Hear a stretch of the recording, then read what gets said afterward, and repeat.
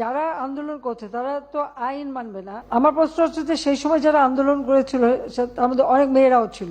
নারী কোটা চাই না, যিনি বলছেন নারী কোটা চাই না, মেধা দিয়ে চাকরি পাবে, সে কি চাকরি পেয়েছে? সে কি বিশেষ পরীক্ষা দিয়েছে?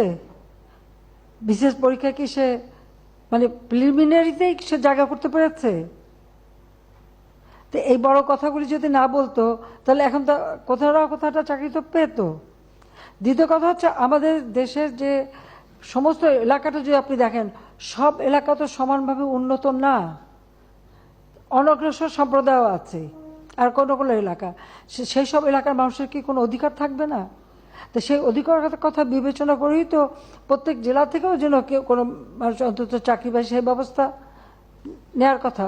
আজকে যদি আপনি বিভিন্ন মানে কোটা বন্ধ করে দেওয়ার পরে যদি হিসাবটা নেন, কোথাও কোথাও দেখা